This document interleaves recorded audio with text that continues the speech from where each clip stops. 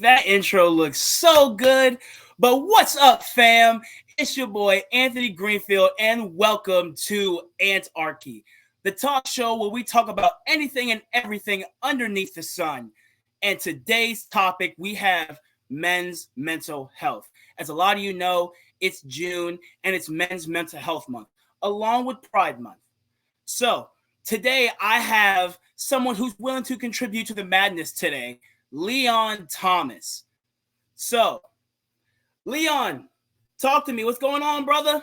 What's up? Anthony, good to see you, man. Everything is rocking on groovy. Happy to be here. This is your first show. Congratulations. Thanks for having me on as your first guest.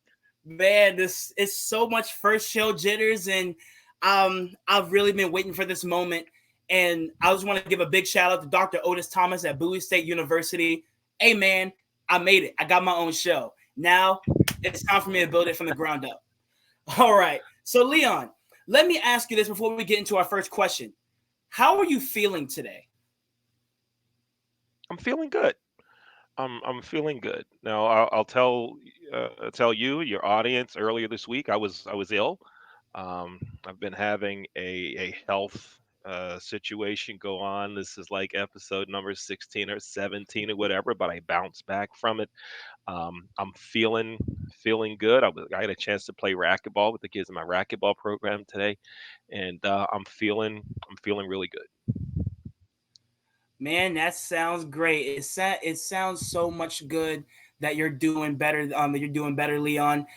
You made it to the end of the week, brother, and now it's time to move on to a whole new week.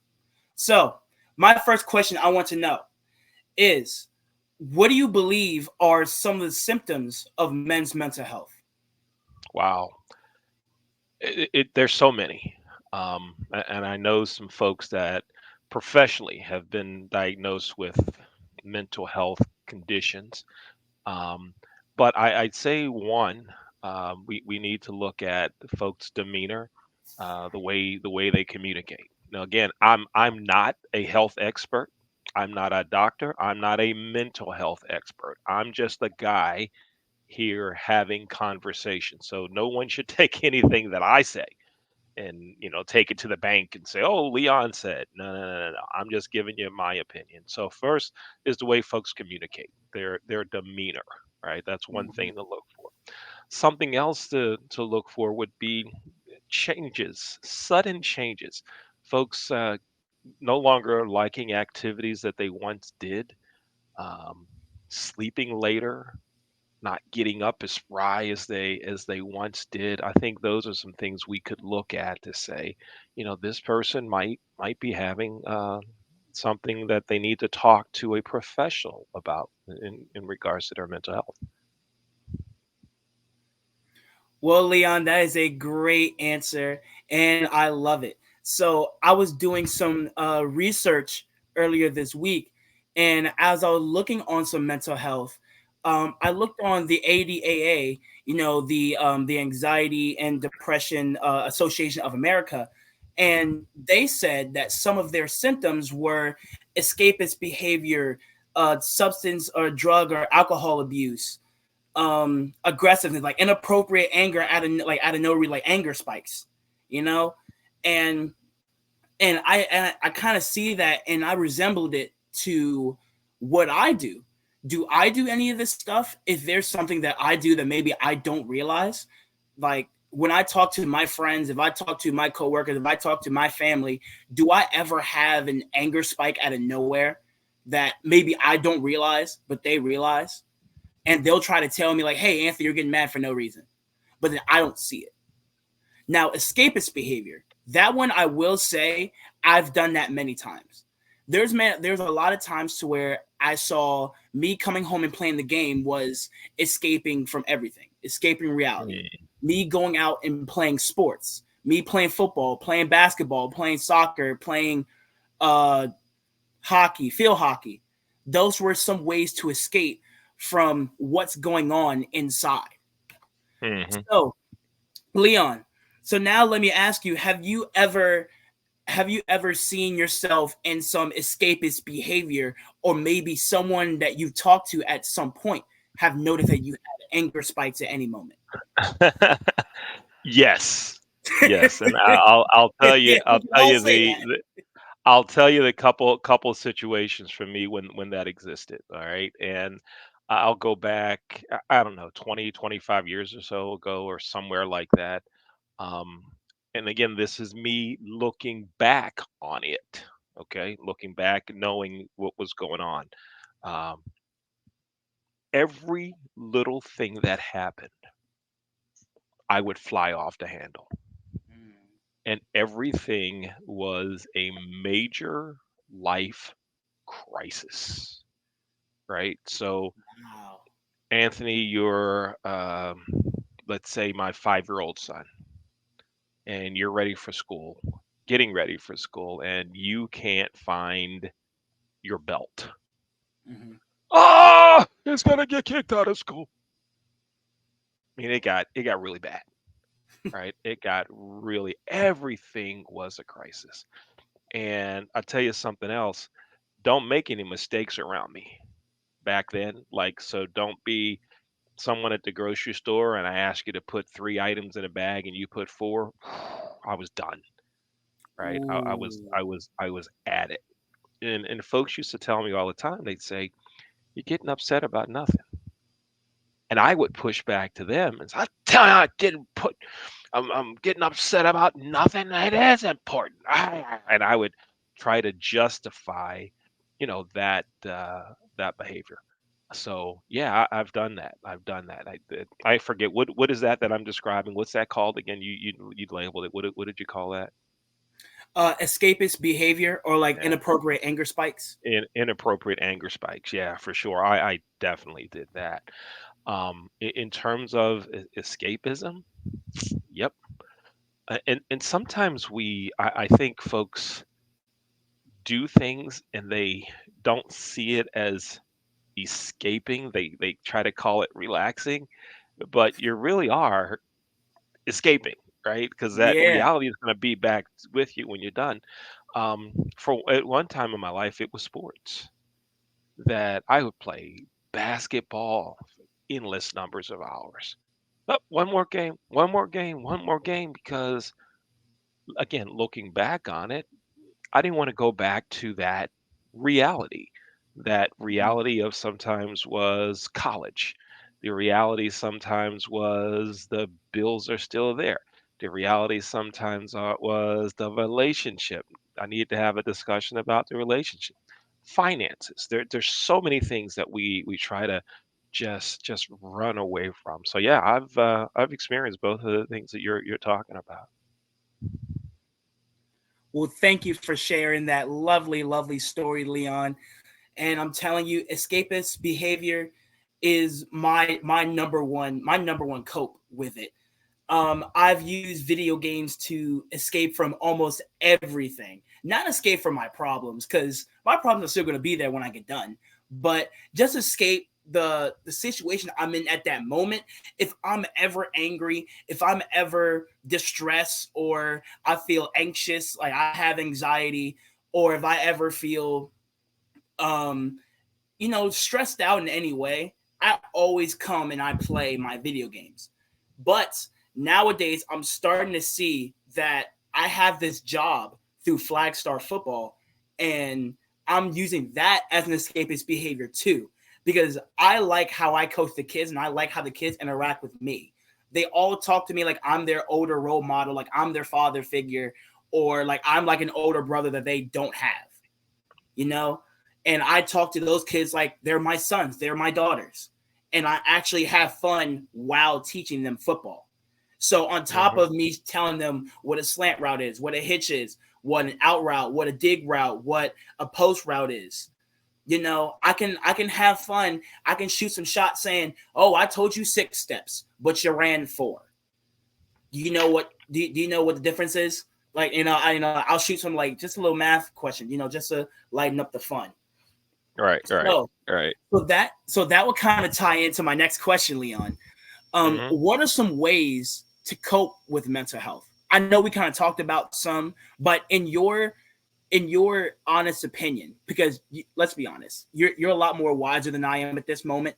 So, what do you think are some more ways that you would cope with mental health? Yeah. So again, I want to just let the audience know I am not a doctor. I am not a mental health professional. We're just talking about ideas of what I've heard and things that have worked for me. Okay. Mhm. Number one is sleep. Make sure you get the appropriate amount of rest and sleep. And I think the two are different. Rest, doing nothing, just chilling, not going to a game, maybe just sitting there watching it at home. For many, that's rest. And when I say rest, I mean mental and physical. Just not doing anything, nothing which you have to give some serious thought to. Okay. Maybe even watching a game that doesn't involve your favorite team, right? A game you really don't care about, but you're going to watch it anyway, right? But then there's sleep, and a couple of my close friends are still working with me on this one, right? Uh, just yesterday, I sent emails at like 2:30 in the morning, Mhm. and one of my friends called me at like 9, and they're like, "What are you doing up at 2:30?"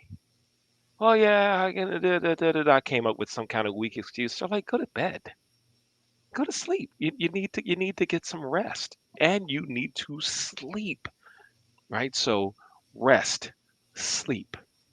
I think exercise is important, right? Some folks like to run. I've run two half marathons. I never thought I would be a runner. Never thought I'd like running.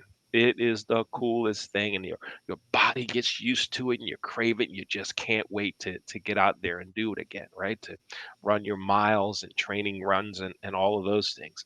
But whatever that exercise is, does it mean going to the gym? Does it mean swimming?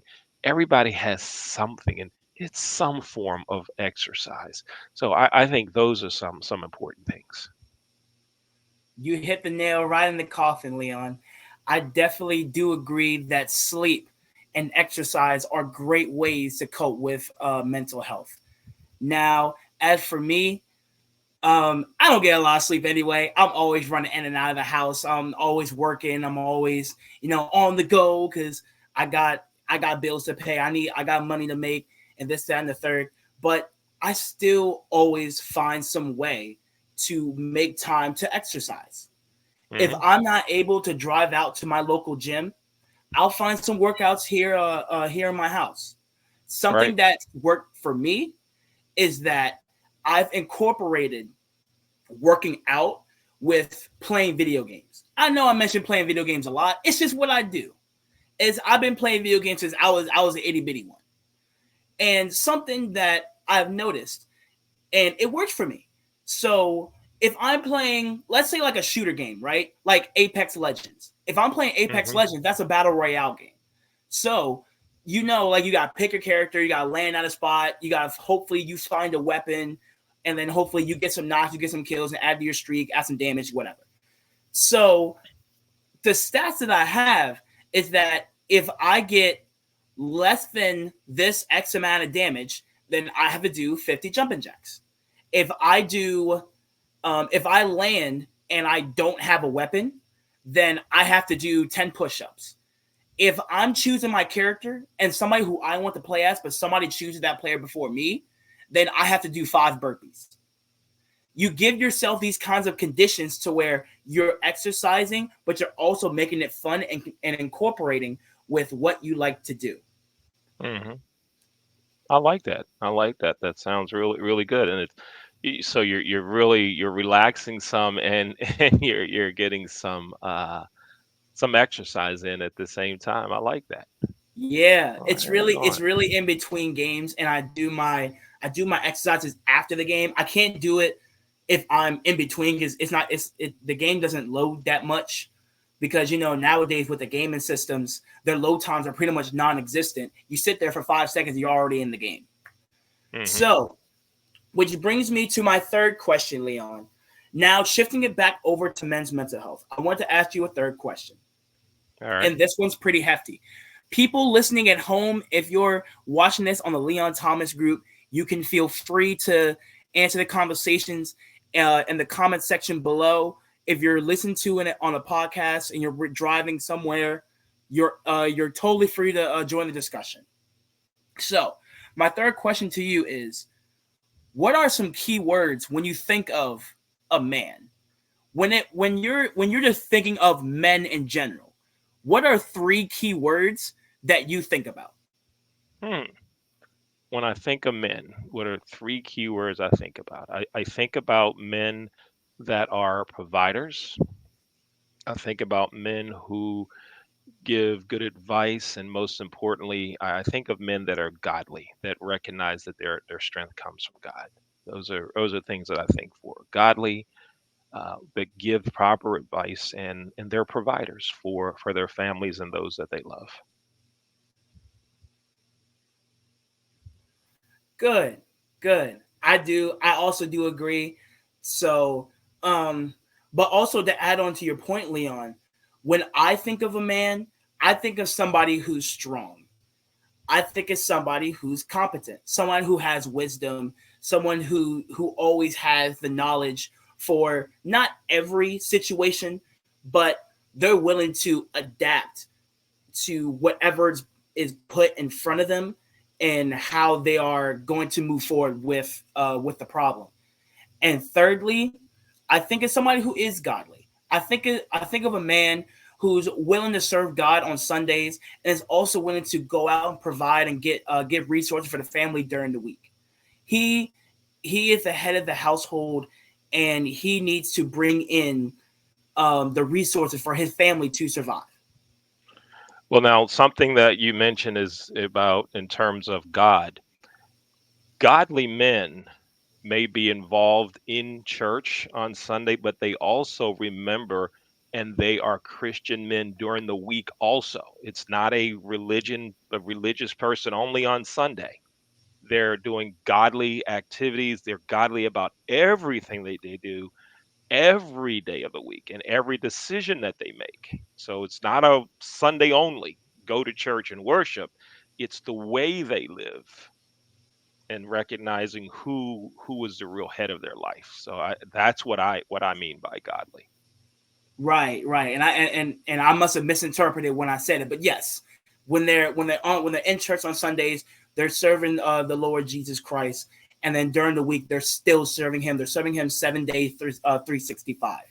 Right, So, exactly. And there's so many ways we serve too, right? mm-hmm, There's some that serve larger groups of people, like a pastor, okay, and then there are others, like you, in some of the things that you do. You're providing godly service, and some of the activities that you do and services that you provide through our racquetball program, godly men, and we're providing God-like counseling and advice and mentoring through the folks that we work for. So there's so many ways that folks can demonstrate and be able to help communities, but also show their respect for the Lord.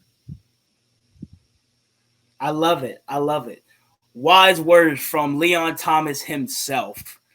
Man, you guys are missing out on all this wisdom he's spitting right now. He is spitting facts. You guys need to listen in. So, Leon, before we close out, I have one last question. I figured I asked this one because I just want to pick your brain for a second. How did you find? You gonna pick my brain? Whoa, hey, hey, hey, Oh hey, hey, man, hey, usually that costs money, man. You hey, start picking my hey. brain, but since It, it's it you, don't go cost money ahead. today. It Go don't cost money ahead. today. It's chaos. It's chaos. That's what it is. I'm picking your Go brain because ahead. I need to. So, Go ahead. my last question to you, Leon, is how did you find out about men's mental health? Did someone bring it up to you? Did you always know what it was, but you didn't really know how to go about it? Or did you find out on social media somewhere? How did you find out what men's mental health actually was? Yeah. So for me, my path to learning the term men's mental health, and I'll tell I'll kind of go way back. I remember there was a time where folks would say men don't cry, boys don't cry, stop crying. It's nothing to cry about, right? I remember those days. I remember the tough it up, suck it up, you're fine. I remember that. Okay. But then as I got older, number one, I started hearing about more and more suicides, more and more folks taking their own lives. And in hearing some families talk about it, in hearing uh, some of the letters that they left, right? Some of the notes, the suicide notes, it came to them not being listened to. It came to them not feeling comfortable talking to anyone.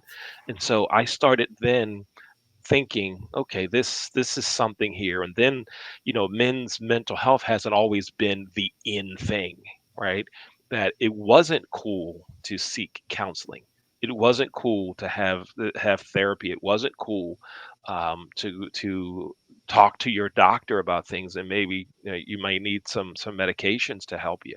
All of I remember when those things were not cool, that if someone was seeing a therapist, that you went 30, 40 miles away somewhere and nobody would see you coming out of the car and going into that building to speak with a therapist, right? I remember folks saying, "Oh, I have a meeting to go to." Well, you know what? You have a meeting every Thursday at 3 o'clock. Where are you going? I remember supervisors, bosses saying, "If you don't tell me, not to me, but to others, if you don't tell me where you're going, I'm not giving you the time off." Right? I remember all those things. And then, if we bring it up to modern day, one of the students that I know, and you know him as well. He attends Robert Morris University, Cole. Mhm. um, he That's my was guy. Cole, Shout out to yeah, you, Cole. Cole Brennan.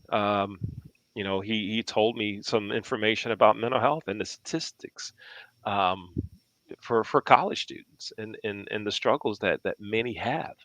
And we did a show, a conversation about mental health, and it really opened my eyes to a lot of things. And so now I am very careful about how I speak to others, how I hold conversations with them when I talk to them. Everything doesn't have to be a now conversation, right? You Mhm. don't know what's going on in others' lives, um, and particularly it's not just elementary students; it's everybody. It's just not one age group now.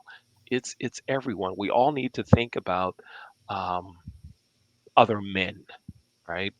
And ladies too, but I know we're focusing on men. And one of the things that I am very cognizant of, I try to reach out to men. How you doing? Let's get together and have a coffee, a soda, a water, whatever. Let's just spend a little time together. Let's check in on each other. How you doing? I think that helps as well. So that's what how I learned about men's mental health, and how I try to apply some of the things that I've heard from others into my life. That is such an inspiring answer, Leon. Um, and I have a few things to say, not to rebuttal, but to add on to. First off, men don't usually seek out help when it comes to their mental health. And I see a reason for that is being that they're always being told to man up or toughen up. And so I think that stigma kind of roots to them not asking for help because they'll see it as you're weak, you're not a man, and you're just not like fully complete. I don't know who told us that this stigma of man up, toughen up, that we need to not talk about our problems because that's just gonna harm us in the long run. You know what I'm saying? So if we want to talk about our problems, then we shouldn't be afraid to seek professional help. We shouldn't be afraid to talk to somebody. We shouldn't be afraid to actually like reach our hand out and say, "Hey, I'm having trouble this week. I'm really having a rough time. Something's on my mind and I can't get it off." Um, and also to build on another point that you said, to reach out. When I was I did some more research earlier today, and I counted. The amount of times that I checked up on a lot of my male friends, a lot of them answered pretty much the same. I'm doing great. I'm doing all right. I'm doing fine. Some of them said that they want to thug it out. I'm telling them, hey, look, I'm gonna thug it out too. We all have problems. We all have people we need to talk to. We all have places to where we think we should be, but we're not there at the moment. So we shouldn't think about where we should be, what we should have, and who we should be with. Really, we should be more in the present and talk about what can I do to move forward? How can I take one plus step for where I am? Instead of me trying to jump to the finish line, how about I just take one step and see how I can move forward? It's all about consistency and being persistent. You know, So, something you talked about, you used the term seeking help, right? Finding someone to talk to. I yes. think often we men miss the boat, and as you said, finding someone to talk to. So we're talking like professionals, right? Yeah. Counselors, therapists, folks like that, right? But another thing that two other areas that I think men just don't do is one regarding their physical health, right? So, Mm, oh, my arm is hurting. I got a pain here. This isn't right. This has been bothering me. mm. Many men, Talk about it, coach.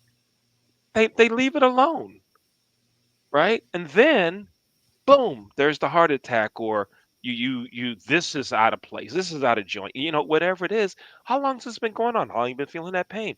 Oh, it's been going on 2 months.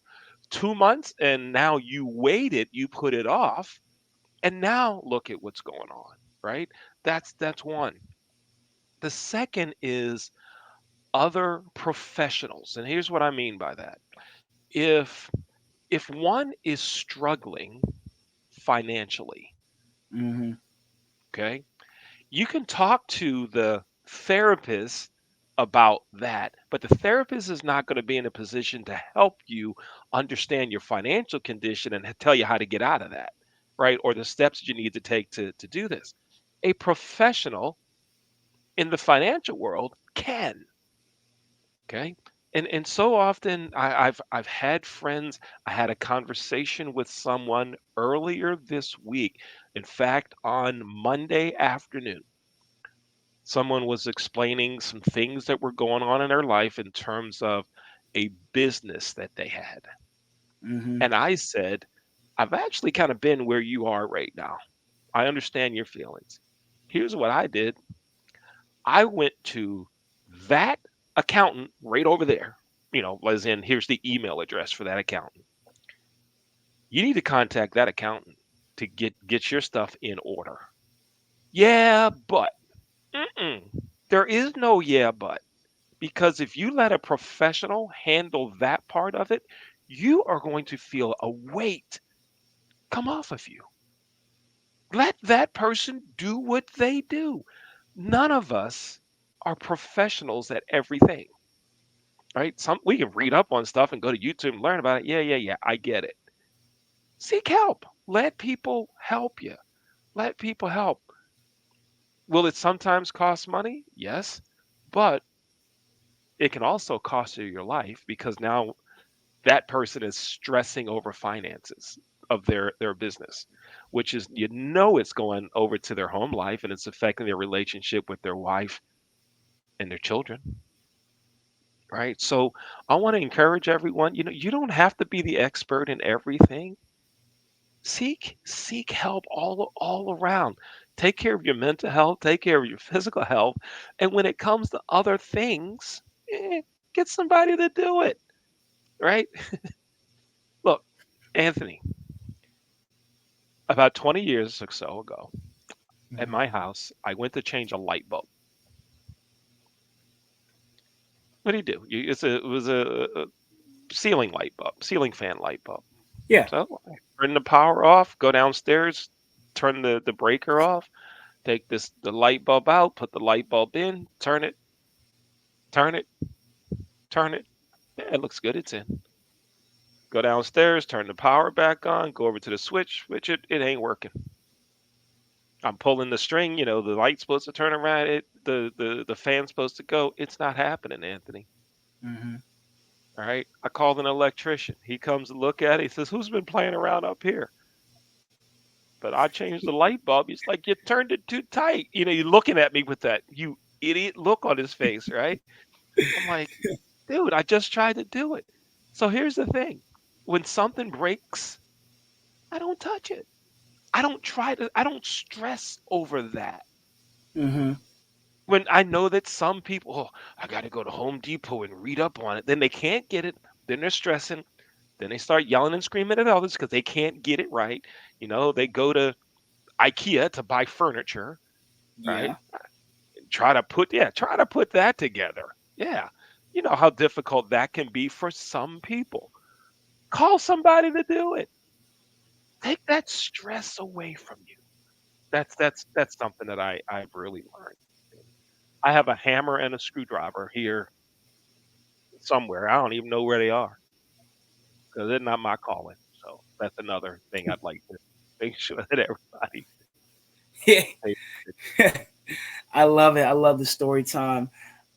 Yeah, I could say I had a few of the same experiences, but my dad, he showed me how to change an air filter. He showed me how to take out and put back a car battery, how to tighten it up. He showed me how to take a tire off. He showed me how to ride a bike. My dad showed me how to do a lot of things around the house that a man should know how to do. I think the only thing he hasn't shown me yet was like tighten up or fixing a leaky faucet. But I've seen enough YouTube videos just because I was curious one day. I've Uh-huh. seen enough YouTube videos to say, well, I kind of know what I'm doing, but I'm not guaranteed. I'm not going to tell you that I'm guaranteed because I haven't done it before. I've only seen videos. Until I have hands-on experience, that's when I'll tell you, yeah, I'm guaranteed I know what I'm doing. Right. So, You talked so about changing the tire. yeah, Yeah, I know how to change. I know how to change a tire. that's It's I think called that's it's something that called everybody needs triple to know it's how to do. it's called triple A.